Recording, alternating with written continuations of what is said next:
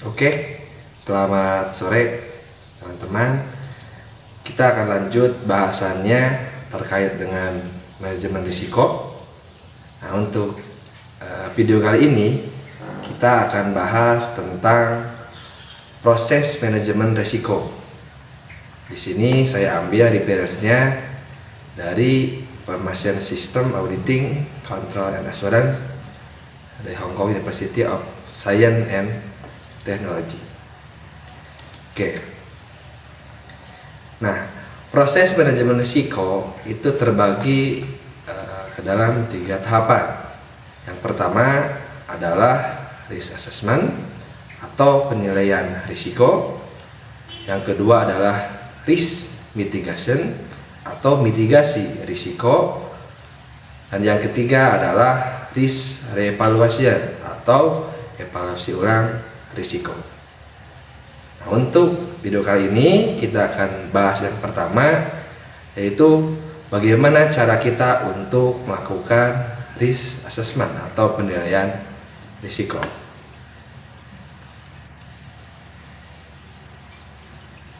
Oke, risk assessment. Nah, apa tujuan dari penilaian risiko? Yaitu adalah kita akan melakukan identifikasi area mana saja yang memiliki risiko tinggi. Nah, di sini perlu ditekankan bahwa setiap organisasi yang berbeda-beda tentunya akan memiliki exposure yang berbeda pula. Misalnya ada organisasi jenisnya perbankan, itu berbeda dengan sekolah. Pun demikian, tentunya akan berbeda juga dengan e-commerce. Ini dilihat dari sisi bagaimana pemanfaatan IT, cara pandang organisasi terhadap IT, terhadap sistem informasi, mana antara bank, kemudian pendidikan, dan juga e-commerce itu tentunya berbeda. Nah, di sini apa itu exposure? Exposure itu adalah objek yang rentan terhadap risiko dan berdampak terhadap kinerja organisasi.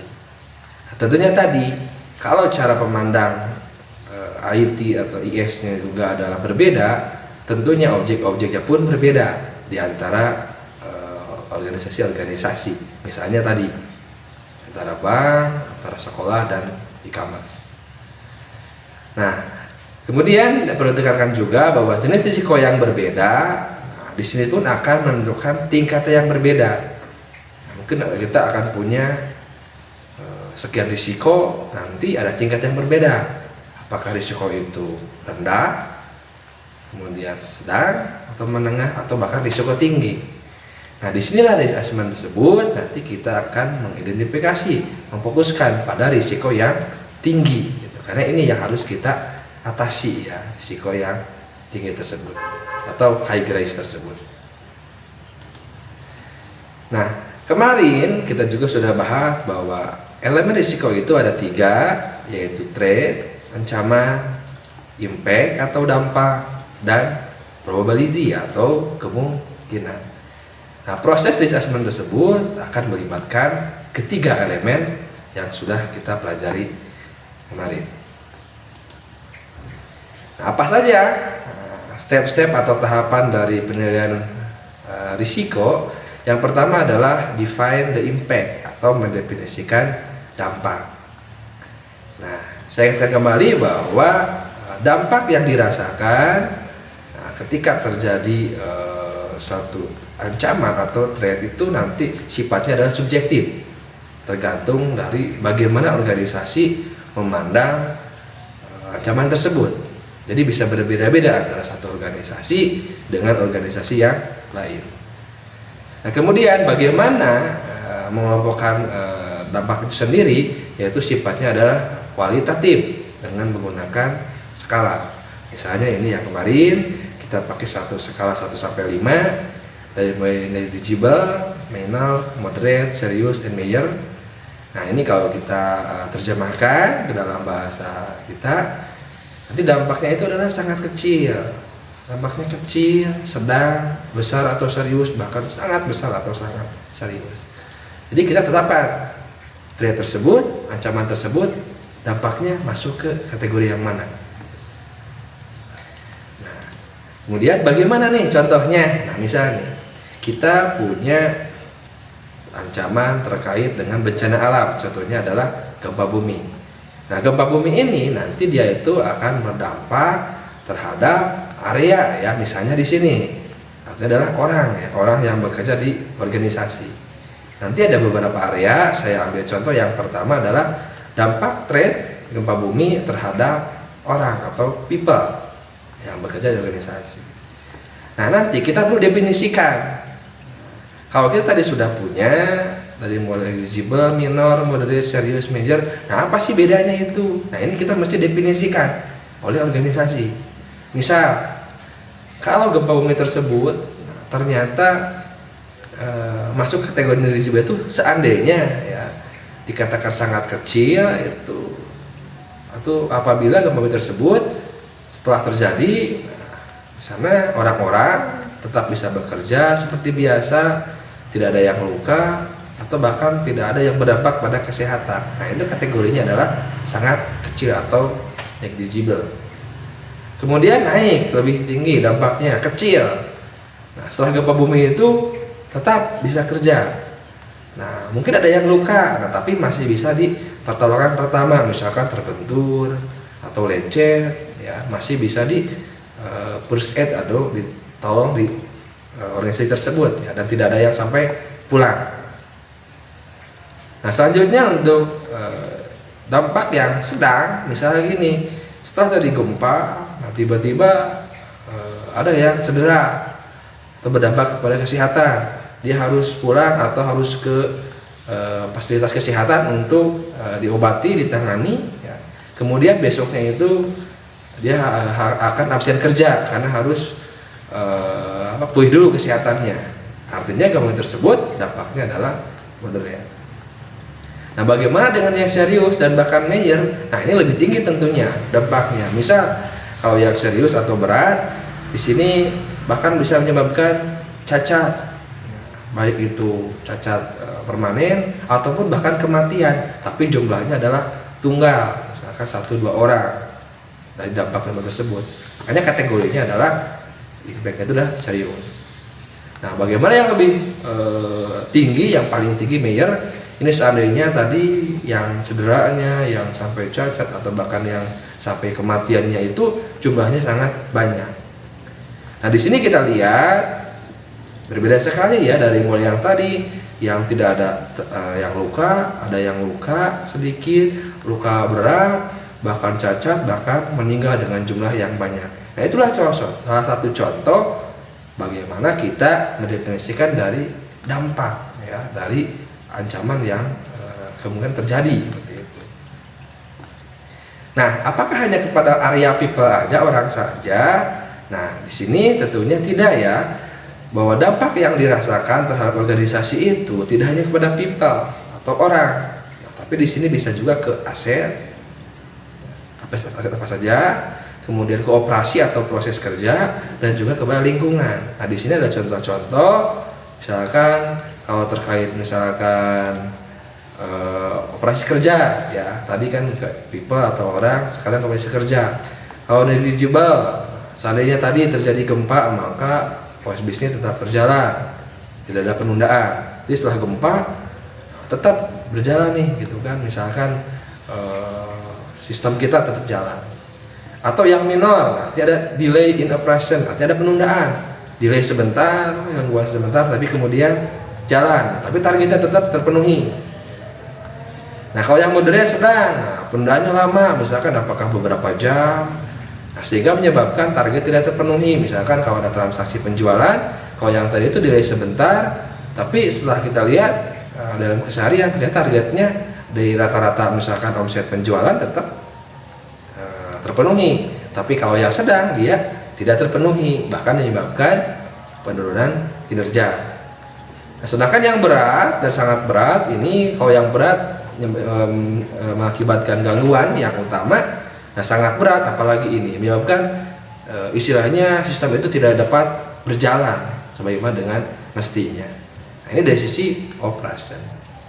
Nah, Nah, jadi di risk assessment yang pertama, di step yang pertama mendefinisikan dampak. Nah, organisasi itu harus mendefinisikan seperti apa sih dampak-dampak yang dirasakan. Nah, step yang kedua yaitu define the probability of having risk. Mendefinisikan kemungkinan. Nah, kalau tadi bahwa setelah ada ancaman, dampaknya bagaimana? Nah, kalau ini adalah seberapa sering kemungkinan terjadi dari ancaman tersebut. Nah, tipikalnya di sini sama ya, subjektif. Karena bisa saja di organisasi satu kemungkinannya misalkan di sini jangan jarang, tapi di tempat lain sering. Nah, itu seperti itu. Nah, lihatnya dari mana? Dari historical data sebelumnya. Jadi misal kalau terkait tadi ada ancaman gempa bumi, nah kita lihat nih misalkan di organisasi kita yang ada di misalkan di Tasikmalaya itu seberapa sering kemungkinan terjadi gempa bumi itu, dan nanti kita prediksi seberapa besar kemungkinannya. Apakah nanti very unlikely atau sangat jarang, atau misalkan unlikely jarang, atau cukup sering, atau bahkan sangat sering. Kita definisikan itu. Nah, contohnya di sini misalkan tadi ya yang gempa bumi, misal dia buat dari mulai yang paling ringan sampai yang paling sering mungkin ya. Misalkan di sini dalam 1 tahun itu terjadi 1 kali kejadian gempa bumi ini. Jadi dalam 1 tahun itu cuma mungkin sekali atau bahkan tidak pernah. Ini yang paling rendah. Nah, naik lagi ya. Ini yang lebih mungkin ya terjadi di sini ya, unlikely di sini dalam 1 tahun terjadi kurang dari 6 kali.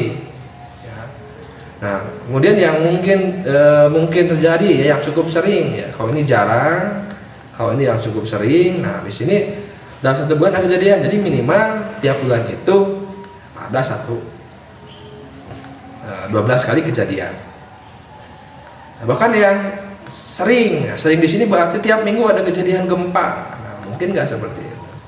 Atau bahkan misalkan yang probable bahkan tiap hari ada kejadian. Nah, kita bisa buat ya, sekali lagi definisi ini itu adalah sifatnya subjektif, tergantung bagaimana organisasi membuatnya. Yang penting dibuat supaya nanti terdefinisikan bagaimana kemungkinan terjadinya threat atau ancaman tersebut. Itu adalah step yang kedua. Nah, step yang ketiga, nah kita adalah create risk matrix. Nah, kita buat metrik tentang risiko. Nah, tujuannya adalah kita mengidentifikasi risiko untuk setiap ancaman yang berbeda. Di sini risk matrix ini terbagi ya. Nanti ada yang probability dari mulai 1 sampai skala sampai 5, dan juga impact atau dampak dari yang ringan sampai yang sangat berat. Nah, di sini tadi ini 1. Nah, kita buat nih ada gambar yang berbeda. Ya, ini 1 sampai 5, juga 1 sampai 5. Nah, nanti pertemuan antara impact dengan probability atau dampak dengan kemungkinan, nah itu akan menunjukkan kolom. Ada yang hijau, ada yang kuning, dan yang merah. Ya. Yang hijau misalkan 1 dari mana? 1 kali 1. Misal ini 6 kali mana? 6 itu adalah dari tadi yang ini kan. Kemungkinannya adalah jarang, dan juga impactnya adalah menengah. Oke, 2 kali 3 adalah 6. Sampai yang paling maksimal kemungkinannya terjadinya itu sangat sering terjadi, sangat sering, dan dampaknya adalah sangat besar, sehingga totalnya 5 kali 5 25. Nah, warna yang berbeda ini tentunya mengandung makna. Apa maknanya? Yaitu step yang keempat ya, yaitu adalah rate the risk atau membuat rating risiko. Jadi dari yang misalkan yang hijau tadi, yang kuning dan merah, nah kalau masuk kategori yang hijau artinya adalah risikonya rendah. Kalau risiko rendah, nah ini isunya sangat kecil, hanya butuh concern yang kecil, artinya sudah di kondisi sebaiknya itu masih risiko itu aman. Kemudian yang kuning juga sebenarnya dalam konteks, nah kita mulai risikonya sedang. Nah, kita membutuhkan atensi ya, perhatian, dan bagaimana kita berupaya misalkan menurunkan ke hijau, atau paling tidak jangan sampai ke high yang merah. Karena kalau sudah merah atau risiko tinggi, nah inilah nanti yang harus kita segera lakukan penerapan kontrol-kontrol untuk mengurangi risiko tinggi tersebut. Jadi risk assessment seperti yang tadi disampaikan, nah kita akan meratingkan risiko-risiko tersebut. Nah, mana yang rendah, sedang, dan yang tinggi. Nah, yang tinggi kita harus atasi nanti tentunya di proses selanjutnya. Itu ya, jadi step 3 buat matrik, step 4 kita ratingkan. Nah, contohnya adalah bagaimana risk assessment. Nah, kita berikan contoh di sebuah organisasi, misal nih, apa ancamannya? Nah, kemarin kan ancaman itu ada yang bencana alam, ada yang faktor manusia, dan ada faktor kegagalan teknis. Nah, saya ambil yang misalkan faktor manusia yang dari luar, ya berarti yang eksternal, yaitu dengan hacking. Nah, misalnya ada organisasi, anggaplah kampus ya, punya sistem yang online, punya server yang online. Nah, bagaimana kemungkinan nanti server online kita itu akan dihack, gitu kan? Apakah ada resiko di sana ya? Seberapa tinggi resiko ya tadi ujung-ujungnya itu? Apakah resiko yang didapatkan dari ancaman cyber hacking terhadap server online kita apakah rendah, apakah sedang atau tinggi? Nah, kita sudah punya trade-nya tadi ya. Nah, sekarang yang pertama adalah bagaimana impact-nya, kita pikirkan. Pertanyaan adalah seputar tadi, apa dampak yang ditimbulkan seandainya terjadi serangan terhadap server online organisasi kita itu. Dampaknya apa? Nah, kita pilih apakah negligible, sangat kecil, atau kita abaikan saja, ataukah sampai sangat besar. Kan gitu ya, itu yang harus kita pikirkan. Nah, yang kedua adalah bagaimana probabilitasnya atau kemungkinannya, seberapa sering kemungkinannya terjadinya serangan terhadap server kita. Jadi orang yang mau hacking server kita itu, kita ukur berapa dampaknya, gimana sih kalau emang terjadi server kita itu dihack. Kita pikirkan. Kedua adalah kemungkinannya itu selama ini ya, kita lihat apakah sangat sering ya, ataukah sering atau cukup sering, atau bahkan tidak pernah sama sekali. Nah, kita pikirkan nih sebagai organisasi. Ini step yang kedua. Nah, kita lihat, nah jawabannya ya. Nah, ketika step 1 ternyata misalkan ya, asumsi saya ya, bahwa kemungkinan setelah terjadinya hacking ke server kita, nah bagi saya sebagai organisasi ternyata dampaknya adalah levelnya 4 atau serius. Itu kan karena apa? Karena sudah dihack, operasional misalkan nanti akan mengganggu kan dari sisi sistem informasi kita, karena ya tadi akhirnya dihack kan. Nah, kemudian apa kemungkinannya? Nah, kita lihat nih, ternyata karena data itu kita itu penting, data itu penting, ternyata dalam 1 minggu itu selalu ada aja upaya-upaya untuk hack itu. Kita lihat dari ininya, sehingga kita golongkan yang nomor 4 juga. Ya. Mungkin ini bisa berbeda di organisasi yang lain, misalnya mungkin apakah dalam setahun itu hanya 1, 2, 3 kali, ataukah bahkan tiap bulan ada saja. Nah, anggaplah di sini ternyata setiap minggu itu ada aja minimal 1 kejadian, sehingga masuk kategori yang 4 atau sering ya kategorinya.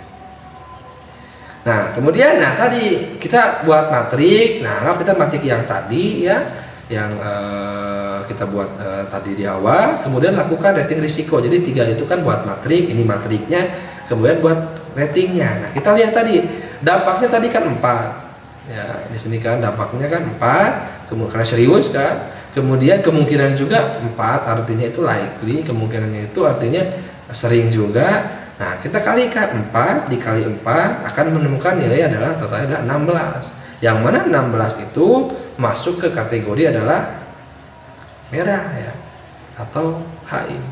Nah, sehingga apa kesimpulannya? Ternyata dengan kondisi adanya cyber hacking ya, ancaman ya, hacking secara online ke server kita, dan menurut kita itu adalah kalau sampai terjadi ancaman tersebut kejadian, dampaknya adalah sangat serius di sini ya, dampaknya itu besar, dan kemungkinan terjadinya juga itu adalah sering ya, maka dapat dikategorikan bahwa ancaman dari si cyber hacking pada server itu masuk kategori risikonya itu adalah risiko tinggi.